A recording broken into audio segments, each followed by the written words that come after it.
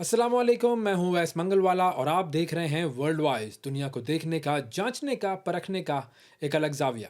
सबसे पहले नजर डालते हैं आज की टॉप स्टोरीज पर।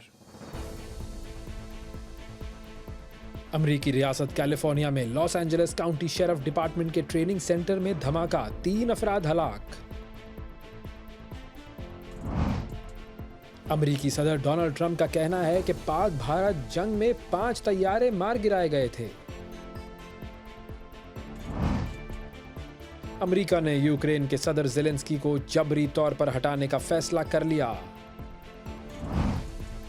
सऊदी अरब करवाएगा क्रिकेट लीग, लेकिन भारत और बर्तानिया को एतराज।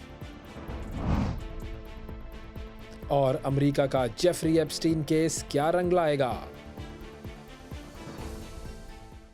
टॉप स्टोरीज आपने देखी नाजरीन। अब बढ़ते हैं खबरों की तफसील की तरफ और सबसे पहले आपको लेकर जाते हैं अमेरिका की तरफ, जहां पर अमेरिकी रियासत है कैलिफोर्निया, उसका शहर है मॉन्टेरी पार्क। वहां पर Los Angeles county sheriff department का जो दफ्तर है उसमें धमाका हुआ है और उस धमाके में 3 अफराद हलाक हुए हैं। इब्तदाई जो रिपोर्ट सामने आई हैं उसमें ये बताया जा रहा है कि ये जो धमाका है ये इस दफ्तर की पार्किंग में खड़ी हुई एक गाड़ी में हुआ। आइए इस हवाले से एक रिपोर्ट देखते हैं। अमरीकी शहर लॉस एंजलिस में पुलिस ट्रेनिंग सेंटर में धमाका। हादसे में 3 एहलकार हलाक हो गए। मकामी वक्त के मुताबिक सुबह 7:30 से कुछ पहले ईस्टर्न एवेन्यू पर वाक़ ट्रेनिंग सेंटर धमाके से गूंज उठा। ट्रेनिंग सेंटर में शेरिफ का स्पेशल एनफोर्समेंट ब्यूरो और बम डिस्पोजल स्क्वाड मौजूद है। हुकाम ने वाक़े की तहकीकात शुरू कर दी हैं, ताहम धमाके की वजह फौरी तौर पर मालूम नहीं हो सकी। मकामी अखबार एलए टाइम्स के मुताबिक जराए ने नाम ना जाहिर करने की शर्त पर बताया कि धमाका उस वक्त हुआ जब ट्रेनिंग सेंटर के बम स्क्वाड के एहलकार धमाका खेज मवाद मुंतकिल कर रहे थे। रिपोर्ट आपने देखी नाजरीन। अमेरिका से ही कुछ और ख़बरों को शामिल करते हैं और बात करते हैं डोनाल्ड ट्रंप के हवाले से। डोनाल्ड ट्रंप ने 2 बड़े अहम बयानात दिए हैं और ये दोनों बयानात जो हैं आपके सामने हम पेश करते हैं, बात करते हैं इन बयानात पर। सबसे पहला जो बयान है वो डोनाल्ड ट्रंप का है इज़राइल और फ़लस्तीन के हवाले से। जो जंगबंदी वाला मामला है उसके हवाले से एक बयान सामने आया है जिसमें डोनाल्ड ट्रंप ने ये कहा है कि 10 और यरगमाली जो हैं वो रिहा किए जाएंगे हमास की तरफ से और जल्द ही रिहा किए जाएंगे। ये कहा है जी डोनाल्ड ट्रंप ने। और डोनाल्ड ट्रंप जो है बेसिकली इस वक्त कोशिश ये कर रहे हैं कि 60 दिन की जंगबंदी हो जाए इज़राइल और फ़लस्तीन के हवाले से। 60 दिन की ये जंगबंदी है, उसके लिए कोशिश जारी है। तो एक तरफ तो ये मामला है, लेकिन दूसरी तरफ अच्छा, अब ये जो जंगबंदी है इसका जो प्रपोज़ल है उसके अंदर एक चीज़ बड़ी इंपॉर्टेंट शामिल है। वो ये है कि हमास जो है वो 10 यरगमालियों को रिहा करेगा और उसके अलावा 18 ऐसे यरगमाली जो कि मर चुके हैं उनकी बाकियात जो हैं वो भी इसराइल के हवाले की जाएंगी। और उसके जवाब में इसराइल की तरफ से एक ख़ास नंबर है फ़लस्तीनी जो कैदी हैं उनके पास, वो रिहा किए जाएंगे। ये नंबर अभी रिलीज़ नहीं किया गया है कि ये कितने कैदी होंगे, लेकिन कहा यह गया है कि ये एक बड़ी तादाद होगी। अच्छा, अब सवाल सबके जहन में ये आता है कि जब ये मामला हो जाएगा और सारे जो यरगमाली हैं वो हमास की कैद से निकल जाएंगे और सब इसराइल के पास वापस पहुंच जाएंगे, तो फिर क्या इसराइल और अमेरिका रिलायबल रहेंगे या नहीं रहेंगे, ये एक बहुत बड़ा सवाल है। बहरहाल इस वक्त जो है वो जंगबंदी के हवाले से कोशिशें चल रही हैं और इसी सूरत हाल में मोसाद का जो चीफ है जिसका नाम है डेविड बार्निया, वो स्टीव विटकॉफ से मिला है और इन दोनों की मुलाकात हुई है। और इसराइल की तरफ से इन दोनों के दरमियान जो बातचीत हुई है उसका जो बेसिक मकसद था वो था कि फ़लस्तीनियों को रीलोकेट करना। और रीलोकेट कहाँ किया जाना है ये बता दूं मैं आपको। इथोपिया, इंडोनेशिया और लिबिया, ये 3 ममालिक ऐसे हैं जिनमें फ़लस्तीनियों को बेदखल करने के बाद, फ़लस्तीन से निकालने के बाद, गज़ा से निकालने के बाद इन 3 ममालिक में बसाने का ये प्लान है जो कि बनाया जा रहा है। तो एक तो ये बड़ा इंपॉर्टेंट बयान है जो कि डोनाल्ड ट्रंप की तरफ से आया है। दूसरा बयान डोनाल्ड ट्रंप की तरफ से आया है और वो पाकिस्तान और भारत की जो जंग हुई थी उसके हवाले से है। और हम सब जानते हैं कि जी 7 मई को भारत ने पाकिस्तान पर हमला किया था और फिर पाकिस्तान ने उसका मुंह तोड़ जवाब दिया। 5 जहाज़ हमने उनके गिराए, राफेल समेत उनके जहाज़ गिराए। और इन जहाज़ों के गिरने के हवाले से भारत जो है वो हमेशा इस चीज़ को डिनाई करता रहा। फिर उसके बाद ये हुआ कि भारत की तरफ से कुछ बड़े जो उसके करता धरता लोग हैं, कुछ फोर्सेस के लोग हैं, कुछ सीनियर एनालिस्ट हैं, कुछ पॉलिटिशियंस हैं, उन्होंने इस बात का फाइनली इकरार किया कि जी बिल्कुल हमारे जहाज़ गिरे हैं। और अब डोनाल्ड ट्रंप की तरफ से भी एक बयान जो सामने आया है, बेसिकली डोनाल्ड ट्रंप ने व्हाइट हाउस में जो रिपब्लिकन अरकान कांग्रेस है उनसे ये खिताब कर रहे थे डोनाल्ड ट्रंप साहब, और इस दौरान उन्होंने ये बात की कि इस जंग में 5 तैयारे गिराए गए हैं। अब ज़ाहिर है उन्होंने ये स्पेसिफिकली तो नहीं कहा कि भारत के तैयारे हैं, लेकिन उन्होंने इस बात की तस्दीक कर दी है कि जी ये यहाँ पर तैयारे जो हैं वो गिरे हैं। और भारत जो है वो हमेशा से इस बात की तरदीद करता आया है, झूठ बोलता आया है भारत कि जी हमारा तो कोई तैयारा नहीं गिरा। पाकिस्तान ने खैर उसके सबूत भी दुनिया के सामने दे दिए हैं, और भारत ये दावा करता था उल्टा कि जी पाकिस्तान के कुछ तैयारे गिरे हैं, हालांकि उसके कोई सबूत जो है वो नहीं दे सका। लेकिन अब ये बात दुनिया के सामने आ चुकी है, और डोनाल्ड ट्रंप ने भी इस बात की तस्दीक कर दी है कि 5 तैयारे इस जंग में गिरे थे। प्रोग्राम में आगे शामिल करते हैं जी, अमेरिका और यूक्रेन के हवाले से एक बड़ी इंटरेस्टिंग खबर सामने आई है। अवार्ड याफ्ता अमेरिकी सहाफ़ी हैं जिनका नाम है सेम्योर हर्श। अब सेम्योर हर्श का एक दावा सामने आया है, और दावा यह है कि अमेरिका ने यह फैसला कर लिया है कि यूक्रेन के जो सदर हैं ज़ेलेंस्की, उनको मुमकिना तौर पर जबरी तौर पर उनके ओहदे से हटा दिया जाएगा। और सेम्योर हर्श जो हैं वो बेसिकली कहते ये हैं कि यूक्रेन के सदर जो हैं ज़ेलेंस्की, वो ओहदा छोड़ने से अगर इनकार करेंगे तो उनको ज़बरदस्ती हटाया जाएगा अपने ओहदे से। और कहा यह जा रहा है कि वो खुद वैसे इस्तीफ़ा दे देंगे, ज़बरदस्ती की नौबत नहीं आएगी। और उन्होंने एक और बात भी की है कि अब इसके बाद जब ज़ेलेंस्की हट जाएंगे तो उनकी जगह कौन लेगा, ये नाम भी सामने आया है। और ये है जी यूक्रेनी फ़ौज के साबिक कमांडर इन चीफ़, और इस वक्त जो है वो बरतानिया में यूक्रेन के सफ़ीर हैं, वैलेरी ज़ेलेज़नी। ये जो हैं ज़ेलेंस्की को रिप्लेस करेंगे, और ये तब्दीली जो है वो आइंदा आने वाले चंद महीनों में सामने आ जाएगी। अच्छा, अब ये जो वैलेरी ज़ेलेंस्की जो हैं वो यूक्रेन में इनका एक बड़ा मशहूर नाम है, और ये नाम है फ़ौलादी जनरल। फ़ौलादी जनरल कहा जाता है इनको। और रूस से जब जंग शुरू हुई थी तो उस वक्त ये जो फ़ौज की कमान थी वो उनके हाथ में थी, फ़ौज की क़यादत कर रहे थे। लेकिन फिर ज़ेलेंस्की से उनके इख्तलाफ़ात हो गए थे, और फिर ज़ेलेंस्की ने उनको हटा दिया था अपने इस ओहदे से। तो अब कहा यह जा रहा है कि अब अमेरिका जो है वो इन्हें दोबारा लेकर आएगा और ज़ेलेंस्की को हटा देगा। चंद महीने में अब ये मामला होता है या नहीं होता, ये हमें नज़र आ जाएगा। और अब बढ़ते हैं सऊदी अरब की तरफ, जहां से खबर ये आई है कि सऊदी अरब में अब गैर मुल्कियों को भी प्रॉपर्टी ख़रीदने की इजाज़त दे दी गई है। इस हवाले से हमारे नुमाइंदे इमरान अवान हमारे साथ मौजूद हैं, सऊदी अरब से हमें ज्वाइन कर रहे हैं। जी इमरान, बताइए क्या तफसील है। सऊदी अरब में कानून के हवाले से काफ़ी चेंजिंग देखने को नज़र आ रही है। पीछे एक अहम इजलास हुआ जिसके मुताबिक जो गैर मुल्की हैं वो सऊदी अरब में प्रॉपर्टी खरीद सकते हैं। अभी इस इजलास में सिर्फ इतना ही कहा गया है कि गैर मुल्की जो हैं वो यहाँ पे प्रॉपर्टी खरीद सकते हैं। इसके हवाले से जो कानून है, क्या हिकमत अमली होगी, वो डिसीजन जो है वो बाद में न्यूज़ के थ्रू हमें पता चलेगा। अभी जो है उन्होंने फिल वक्त इजाज़तनामे के हवाले से बात की है। इसमें जो मक्का और मदीना का जो 2 शहर है, इसमें इसके हवाले से जो कानून है वो अलग से होंगे। बाकी जो दीगर शहर हैं उनके हवाले से कानून अलग होंगे। इसके इन्हीं प्रॉपर्टी के कानून के हवाले के अलावा भी यहाँ पे कुछ जो शराइत हैं वो, जैसे कि आप यहाँ पे जो नंबर प्लेट होती थी, जो अहम नंबर होते थे, स्पेशल डिजिट होते हैं, उनकी जो नीलामी होती है उसमें सिर्फ सऊदी लोग ही हिस्सा ले सकते थे। इसमें अब खारजी लोग हैं वो भी हिस्सा ले सकेंगे।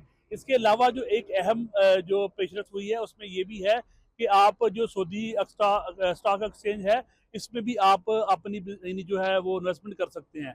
तो अगर देखा जाए तो सऊदीया में जो 2020 के बाद जो है वो काफ़ी सऊदी के कानून के हवाले से काफ़ी चीज़ें की गई है।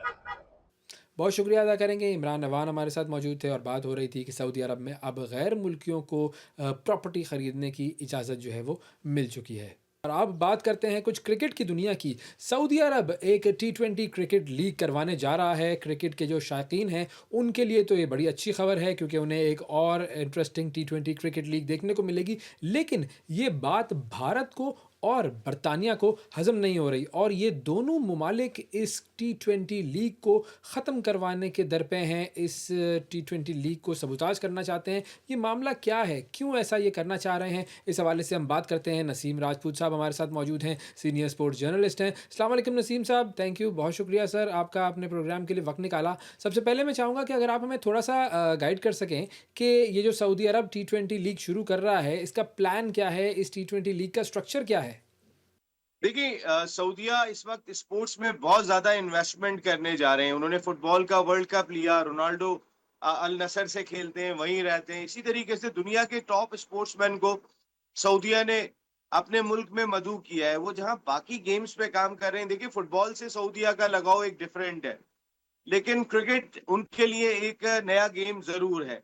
लेकिन इंडिया पाकिस्तानी जितनी बड़ी तादाद में सऊदी अरब में बसते हैं, वो ऑलरेडी क्रिकेट को चला रहे हैं। जिस तरह इमारात की क्रिकेट, अभी मैं एक हफ्ता पहले इमारात से होके आया हूँ उवैस भाई, आप यकीन करें वहां 80 से ज्यादा प्रोफेशनल ग्राउंड्स हैं पूरे इमारात में। मैं पाकिस्तान के अंदर 6 भी नहीं निकाल सकता हूँ उस लेवल के 6। मैं स्टेडियम की बात नहीं कर रहा, नेशनल स्टेडियम की, कजाफी स्टेडियम की, लेकिन मैं ग्राउंड की बात कर रहा हूँ। इमारात या जो जितने भी हमारी गल्फ कंट्रीज है, वो क्रिकेट में जितना इन्वेस्टमेंट कर रहे हैं, और सऊदी अरब खास तौर पे 400 मिलियन पाउंड्स की इन्वेस्टमेंट के साथ आ रहे हैं वो अपनी लीग को लेके। 400 मिलियन पाउंड्स, ये एक आसान कहने में बहुत आसान रकम लगती है, लेकिन अब भी ये आईपीएल से थोड़ी कम ही है। आईपीएल जितनी नहीं है, आईपीएल में जितनी इनामी रकम दी जाती है उतनी नहीं है। इसकी वजह ये भी है कि इंडिया की मार्केट बहुत स्ट्रांग है, वहां क्रिकेट रच बस गई है लोगों में, वहां स्पॉन्सर भी चल के आता है। लेकिन सऊदी अरब खुद से इन्वेस्टमेंट कर रहे हैं। उनका जो एक बड़ा SRJ ग्रुप है जो इस लीग को कराने जा रहा है, वो 400 मिलियन पाउंड्स की जो है वो इन्वेस्टमेंट कर रहा है। यहाँ पे इतनी बड़ी कोई दुनिया की लीग नहीं है, आईपीएल के बाद ये दूसरी बड़ी लीग होगी। ना इसको बिग बैश में मैच करती है, ना पाकिस्तान सुपर लीग करती है, ना बंगला प्रीमियर लीग करती है, ना कैरेबियन प्रीमियर लीग करती है, ना ILT20 करती है। कोई लीग फिर सऊदी अरब के मुकाबले में नहीं होगी, और वो मैच करने जा रही होगी इंडियन प्रीमियर लीग को, जो शायद जो सुल्तान रही कहलाते हैं, क्या कहें अब उनको, जो इस वक्त वर्ल्ड क्रिकेट के बने हुए इंडिया की मैं बात कर लेता हूं, तो वो इंडिया बहादुर, उनको ये हजम नहीं हो रहा, और उन्होंने इस वक्त England and Wales cricket board को भी अपने साथ मिला लिया। मैं आपको बताऊं कि इस सिलसिले में एक मीटिंग हुई अभी, जो लीड्स टेस्ट हुआ है लॉर्ड्स से पहले, उसमें ECB और BCCI के ऑफिशियल्स की मीटिंग हुई थी। और खास तौर पे ICC के जो चेयरमैन है, वो इसमें ज्यादा खिलाफ दिखाई दे रहे हैं। इंडिया के पहले सेक्रेटरी भी रह चुके हैं, और अब वो इस पे बाकायदा तौर पे लॉबिंग कर रहे हैं। और ECB और BCCI की जो मीटिंग हुई है, वो उसी सिलसिले की एक कड़ी थी। तो एक बड़ा टफ टाइम इंडिया को मिलने जा रहा है, जिसकी वजह से इंडिया बहादुर शोर मचाता हुआ दिखाई दे रहा है। और इस पे ममालिक भी बढ़ गए हैं, जो मैं आपको बताऊंगा आगे चल के कि ममालिक किस तरह बटे हुए इस लीग के हवाले से। अच्छा, अब इंडिया को इस लीग से क्या प्रॉब्लम है? क्योंकि इंडिया के तो जो खिलाड़ी हैं, वो तो किसी बाहर की लीग में हिस्सा ही नहीं लेते, तो फिर इंडिया को इस लीग पर क्या एतराज़ है? देखिए इंडिया की चौधराहट खतरे में है। लीग इंडिया को और किसी चीज का कोई गर्ज नहीं है, इंडिया की चौधराहट खतरे में पड़ी हुई है। उस चौधराहट के हवाले से इंडिया जो है वो जरा थोड़ा सा शशोपंज में मुब्तला है। देखिए जो सबसे अच्छी चीज हुई है इस हवाले से, अगर England and Wales cricket board जाके इंडिया के साथ बैठ गया है, इंडिया के साथ खड़ा हो गया है, तो ऑस्ट्रेलिया जो दूसरा बड़ा क्रिकेट बोर्ड है, वो इस लीग के हक में दिखाई दे रहा है। उसके कई सारे रीजंस दिखाई दे रहे हैं, क्योंकि उन्हें पता है कि ये मार्केट बढ़ेगी, खेल की मार्केट बढ़ेगी। जबकि इंडियन और England and Wales cricket board जब मिले, ये इंडिया, दोनों इंग्लैंड और इंडिया, और वो ये बात करते हुए दिखाई दे रहे हैं कि ऑलरेडी 20 से ज्यादा लीग्स हैं जहाँ खिलाड़ी खेलने के लिए जाते हैं। तो अगर सऊदी अरब शुरू कर रहा है तो फिर क्या प्रॉब्लम है? मेरे ख्याल है इंडिया और इंग्लैंड को ये प्रॉब्लम होनी नहीं चाहिए। असल मसला आ रहा कहां पर है ओवैस भाई?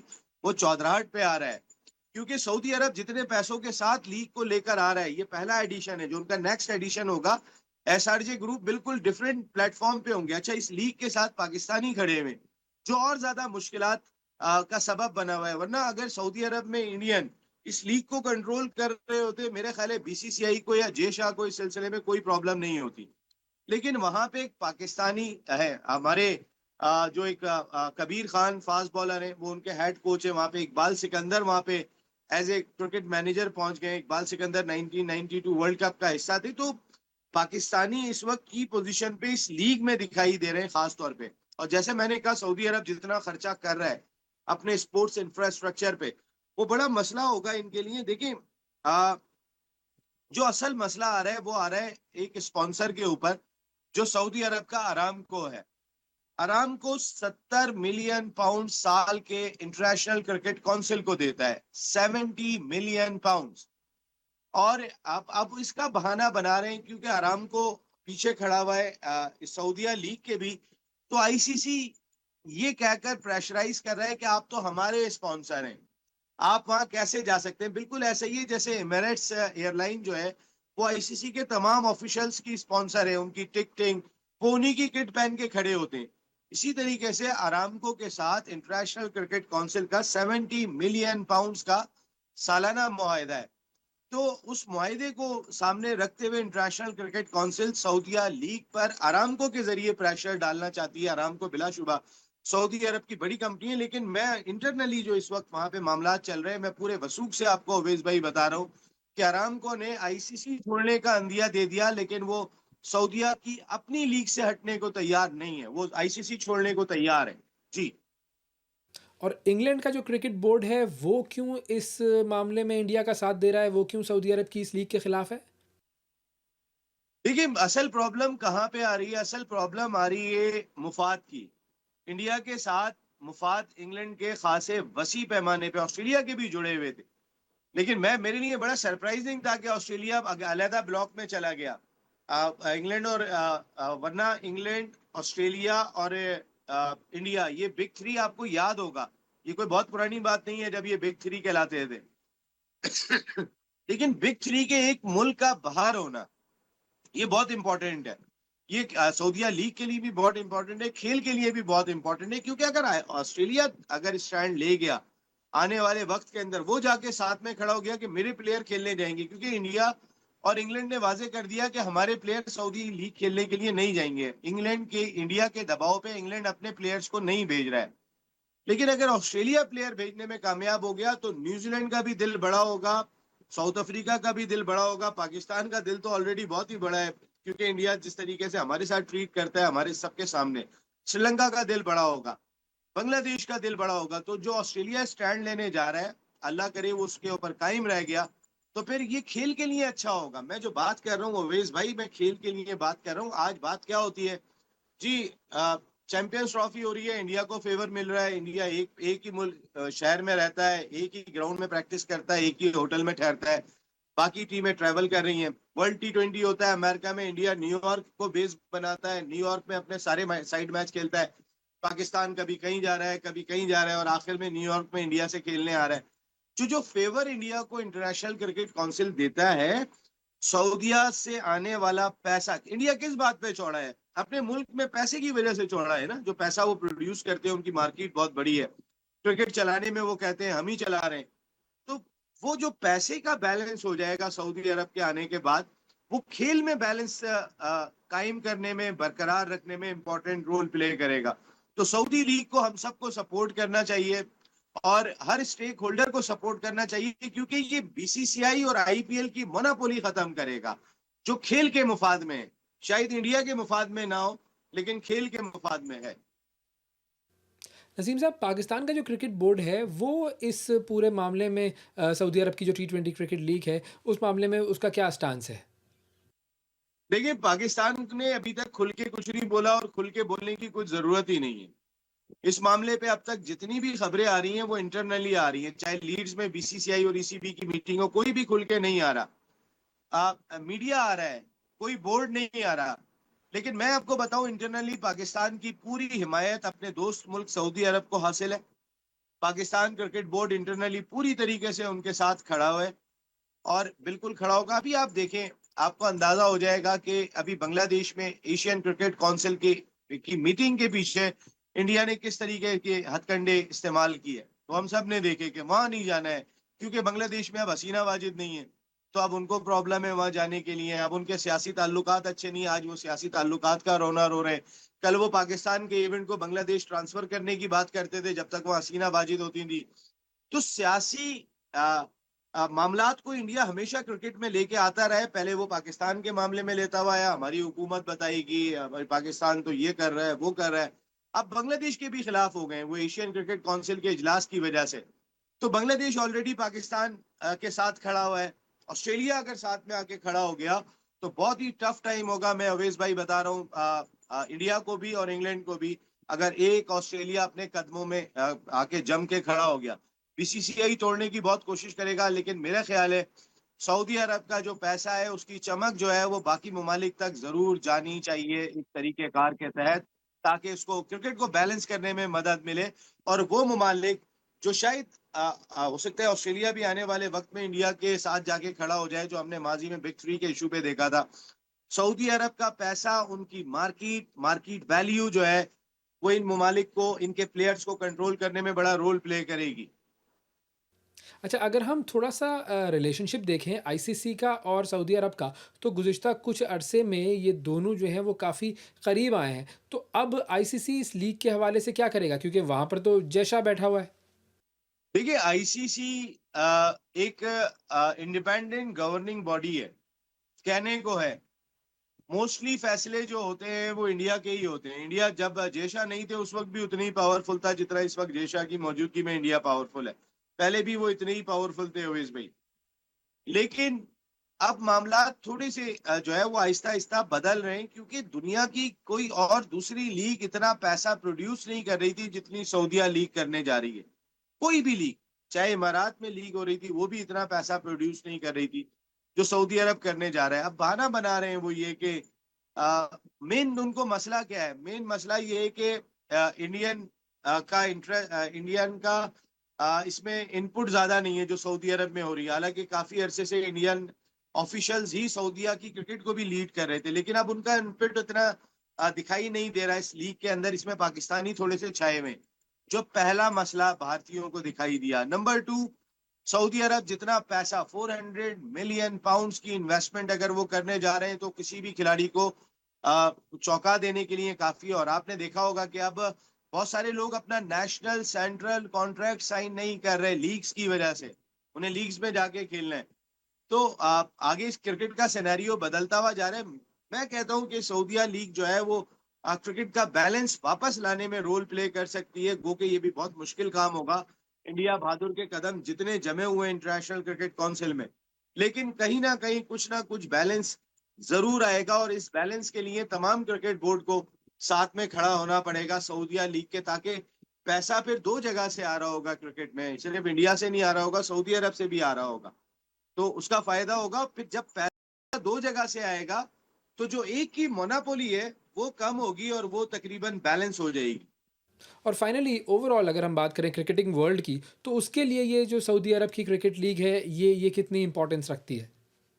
देखिए खिलाड़ियों के लिए तो बहुत इंपॉर्टेंट है।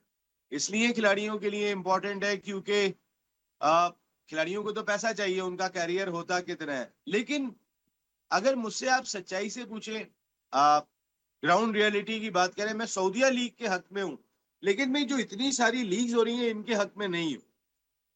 इसकी वजह यह है कि यार खिलाड़ी डिस्ट्रीब्यूट हो रहे हैं। अब खिलाड़ी जो है वो थोड़ा सा ज्यादा पावरफुल होता जा रहा है, इदारा पावरफुल होना चाहिए। अब खिलाड़ी आने वाले वक्त में डिक्टेट करेगा कि अच्छा ठीक है भाई, मैं जा रहा हूँ लीग खेलने के लिए, मुझे तो इतने पैसे मिल रहे हैं। अब से खिलाड़ी डिक्टेट करना शुरू हो गए। जैसन रॉय ने सेंट्रल कॉन्ट्रैक्ट नहीं लिया इंग्लैंड का, वो लीग्स ही खेलना चाहते हैं। ऐसे कई सारे क्रिकेटर्स की मैं आपको एग्जांपल इस वक्त बैठ के दे सकता हूँ। बहुत सारे क्रिकेटर्स हैं जिन्होंने लीग को फोकियत दी।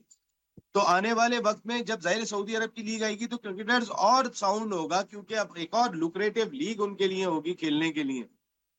इदारों को नुकसान हो रहा है, आईसीसी को अपना नुकसान हो रहा है। आज आईसीसी जाग रहा है, पहले नहीं जाग रहा था। जब 2.5 महीने की विंडो बंद कर देते हो आप आईपीएल के लिए, सारी दुनिया की क्रिकेट को जैम कर देते हो एक आईपीएल के लिए, आज तुम्हारे बराबर में आके कोई खड़ा हो रहा है तो तुम्हें परेशानी हो रही है। तो इस परेशानी से निकलने का, मैं लीग के पर्सनली सिर्फ मैं सऊदिया लीग के हक में हूं। मैं आपको कह रहा हूं इतने पैसे वाली लीग आनी चाहिए ताकि बीसीसीआई का घुमंड खत्म हो, उनका गुरूर खत्म हो और क्रिकेट बैलेंस हो। लेकिन युगांडा में भी लीग हो रही है, तो नेपाल में भी लीग हो रही है, तो टम्बकटू में भी लीग हो रही है। ये थोड़ी कंट्रोल होनी चाहिए, क्योंकि इन लीग के ऊपर मेरे ख्याल है कि शायद माफिया का कब्जा है। लोग ये बात करते हैं, बहुत कंट्रोल में उनके ये लीग हो रही होती है। फिर आईसीसी कैसे इजाजत दे रहा है, मेरे लिए ये क्वेश्चन मार्क जरूर है। बहुत शुक्रिया अदा करेंगे। नसीम राजपूत साहब हमारे साथ मौजूद थे और बात हो रही थी सऊदी अरब की क्रिकेट लीग की। अब देखते हैं कि इस क्रिकेट लीग का मुस्तकबिल क्या होता है। अब रुख करते हैं अमेरिका का, जहां पर डोनाल्ड ट्रंप अब महकमा तालीम के पीछे पड़ चुके हैं। लेकिन एक दूसरा मामला ऐसा है कि जिसमें कानून जो है वो डोनाल्ड ट्रंप के पीछे पड़ चुका है। एक बहुत बड़ा सेक्स स्कैंडल है और इसमें डोनाल्ड ट्रंप का क्या होगा, सारी दुनिया की नज़रें इस वक्त डोनाल्ड ट्रंप और एप्स्टीन सेक्स स्कैंडल पर हैं। इन दोनों मामलात पर हम बात करेंगे। आसिफ अली भट्टी साहब, सीनियर सहाफ़ी और तज्ज़ियाकार, हमारे साथ मौजूद हैं, अमेरिका से हमें ज्वाइन कर रहे हैं। अस्सलाम वालेकुम आसिफ साहब, बहुत शुक्रिया सर, आपने वक्त निकाला। सबसे पहले मैं चाहूँगा कि ये जो महकमा तालीम वाला मामला है उसके हवाले से अगर हम थोड़ी सी बात कर लें। अमरीकी सुप्रीम कोर्ट जो है उसने अमरीका के सदर डोनाल्ड ट्रंप को महकमा तालीम को तहलील करने के इकदाम जो हैं वो दोबारा शुरू करने की इजाज़त दे दी है। तो इस मुकदमे की क्या तफसील थी और क्या इसमें बात हुई? और दूसरी चीज़ ये कि क्या ये जो अदालत का फैसला आया है ये क्या कांग्रेस के इख्तियार को चैलेंज करना नहीं है? देखिए, इसका जो बैकग्राउंड है, जब ट्रंप पहली दफा 2016 में प्रेसिडेंट बने थे तो उन्होंने और उनकी जमात ने बड़ा कंसर्न शो किया था कि जो एजुकेशन मिनिस्ट्री है उसके अखराजात कम होने चाहिए हैं और उसको प्राइवेट सेक्टर में जाना चाहिए। लेकिन उस वक्त कांग्रेस में अक्सरियत कम थी और सेनेट में भी उनकी उस तरह से मेजॉरिटी नहीं थी, बल्कि इनफैक्ट ऐवान नुमाइंदगान में तो उनकी अक्सरियत थी, लेकिन वो इतनी ज्यादा थिन थी कि उसमें बिल पास करवाना यूनानिमसली बड़ा मुश्किल था और सेनेट से भी नहीं हो पा रहा था, तो वो पेंडिंग चला गया। अब इस दफा जब प्रेसिडेंट ट्रंप जो है इक़्तिदार संभाल चुके तो उसके बाद उनकी जमात की तरफ से उसी बात पर जो है वो दोबारा जोर दिया गया कि जो एजुकेशन सिस्टम है अमेरिका के अंदर इसको प्राइवेट सेक्टर में होना चाहिए और उसमें तरक्की के इम्कान ज्यादा हो सकते। तो आपने जो पूछा है सवाल कि कोर्ट्स में तो 20 रियासतें ऐसी थी जो कि इस ट्रंप इंतजामिया के अहकाम के खिलाफ मकामी अदालतों में चली गई, जहां पर उनको स्टे दिया गया और सदर ट्रंप के जो इख्तियारात हैं उनको बयान किया गया कि वो एजुकेशन सिस्टम को इस तरह से रोक नहीं सकते हैं और उसके अंदर मुदाखलत नहीं कर सकते हैं और उनके को भी नहीं रोक सकते हैं। लेकिन आते साथ ही ट्रंप साहब ने एजुकेशन मिनिस्ट्री की जो मुख्तलिफ भर्तियां हैं पहले वो रुकी, फिर उसके बाद जो लोग काम करने वाले हैं यानी स्टाफ को अनलोड किया उन्होंने, बहुत से लोगों को जो है नौकरियों से हाथ धोना पड़ा, जिसके बाद जो है वो फेडरल गवर्नमेंट यानी ट्रंप इंतजामिया सुप्रीम कोर्ट चली गई एक बेंच के पास कि जो प्रोविंसेस हैं वो उनकी जो स्टेट्स हैं वो बात नहीं मान रहे। तो जिसके बाद उन्होंने जो मकामी अदालतें थी उनके जो अहकाम जारी हुए थे, स्टे दिया हुआ था, उसको रोक दिया उन्होंने और कहा कि ट्रंप इंतजामिया जो है वो चूंकि एक आपको याद होगा जो यहाँ पे जस्टिस रॉबर्ट हैं और उनकी जो बाकी साथी हैं सुप्रीम कोर्ट के, उन्होंने एक फैसला दिया था कुछ अर्सा पहले कि इंतजामी उमूर और जो कानूनी उमूर हैं उनमें फर्क होना चाहिए और जो सुप्रीम कोर्ट है वो सिर्फ आईनी और कानूनी मामलात पर अपनी राय दे सकती है, जबकि इंतजामी जो उमूर हैं वो वफाकी हुकूमत यानी ट्रंप इंतजामिया जो है वो फैसला करने में मुक्तदर है। लिहाजा अभी इसको एडमिनिस्ट्रेटिवली ये प्ली लिया है ट्रंप इंतजामिया ने कोर्ट सुप्रीम कोर्ट के अंदर कि ये एक इंतजामी फैसला है जिसको किसी भी तरीके से अदालतें नहीं रोक सकती हैं। लिहाजा हमें इजाजत दी जानी चाहिए कि एजुकेशन मिनिस्ट्री को ऐसा ऐसा डिवॉल्व करके स्टेट्स के अंदर दे दिया जाए जहां पे निजाम को बेहतरी के लिए वो जो भी इकदाम उठाते हैं, सरकार में रखना चाहते हैं सरकार में स्कूलों को चलाएं या कॉलेजेस को चलाएं या यूनिवर्सिटी को चलाएं और या अगर चाहें तो वो प्राइवेटाइज को कर दें और जिससे ज्यादा डेवलपमेंट भी हो सकती है। तो ये बुनियादी नुक्ता था कि ट्रंप इंतजामिया को वो जो स्टे था स्टेट्स के अंदर जो कोर्ट्स थी मकामी उनको खारिज करवाने के लिए सुप्रीम कोर्ट से रुजू करना पड़ा और वहां पर एडमिनिस्ट्रेटिव एक्शन के तौर पर इजाजत दी गई है ट्रंप इंतजामिया को कि वो अपने अहकाम पर अमल दरामद करवा सकते हैं। और अब डेवोल्यूशन जो प्लान है एजुकेशन मिनिस्ट्री का और लोगों को नौकरियों से फारिग करने का और उसका हजम जो है वो कम करके और अखराजात कम करके इसको मुकम्मल तौर पे सूबों के स्टेट्स के सूबों का जिक्र मैं कर देता हूँ, स्टेट्स के हवाले कर दिया जाए, तो ये एक ऑनगोइंग प्रोसेस वक्त है। और अब ये जो अदालती फैसला आ गया है, इसके बाद मजीद किसी किस्म की कानूनी चाराजोई जो है उसका कोई रास्ता है? जी बिल्कुल, ये यहाँ पे जो फुल बेंच का जो तस्वर है, जैसे पाकिस्तान में भी है, ये अवाम के नाजरीन के लिए आपको समझाने के लिए बता रहा हूँ कि फुल बेंच का यहाँ पे भी तस्वर पाया जाता है। और ये जो तंजीमें हैं असातिज़ा की या यूनियंस हैं यहाँ पे एजुकेशन से रिलेटेड, और साथ ही में जो स्टेट्स हैं, ये एक बहुत बड़ा चंक होता है जो कि हर साल फेडरल गवर्नमेंट की तरफ से या फेफ्टा की सूरत में, मुख्तलिफ स्कॉलरशिप की मद में या फंडिंग की सूरत में जो पढ़ाई के लिए इस्तेमाल होते हैं स्टूडेंट्स की, वो दिए जाते हैं, जो कि ख़त्म होने का खदशा है। और जब वो ख़त्म हो जाएंगे तो यहाँ के जो स्टेट्स हैं, उनकी जो मकामी स्कूलिंग सिस्टम है या जो कॉलेजेस हैं या यूनिवर्सिटीज़ हैं, उन पर बहुत बड़ा बर्डन आ जाएगा और वो उसको कुप अप नहीं कर सकेंगे। माज़ा चाहता हूँ। तो और साथ ही में जो स्टूडेंट्स हैं उनको भी बहुत सफर करना पड़ेगा। तो अब वो सफरिंग तो हो रही है, लेकिन मेरे ख्याल में जो हमारे यहाँ पे लॉ डिपार्टमेंट के साथ हमारी जो गपशप हुई है, बातचीत हुई, तो ये कहते हैं कि वो ट्रम्प इंतजामिया के इस फैसले के खिलाफ एक फुल बेंच की दरखास्त भी कर सकते हैं, यानी कि जो भी स्टेट्स हैं और साथ ही में जो यूनियंस हैं या असादा की तंजीमें हैं, और वो फिर सुनवाई करेंगे इस बुनियाद पे कि ये सिर्फ एडमिनिस्ट्रेटिव मामला नहीं है, बल्कि मुल्क के अंदर एजुकेशन सिस्टम का मामला है, जो अमेरिका की एक शनाख्त है कि यहाँ के निज़ाम में, एजुकेशन निज़ाम को फ़ोकियत हासिल है बहुत सारे दुनिया के दीगर ममालिक के ऊपर, और यहाँ का निज़ाम बड़ा हाई स्टैंडर्ड मेंटेन करता है। तो लिहाजा इसको डिस्ट्रॉय होने से बचाया जाए, तो इस तरह की प्ली ली जा सकती है। ऑप्शन मौजूद है। ये नहीं है कि एक जो 7 रुकनी बेंच है गालिबन या 5 रुकनी बेंच है, उसका जो फैसला है उसी को ही तस्लीम किया जाए, बल्कि इसके अंदर जो है वो गुंजाइश मौजूद है कि इसकी दोबारा सुनवाई हो और उसके ऊपर फुल बेंच तश्कील दिया जाए और वो उसके ऊपर फैसला करे।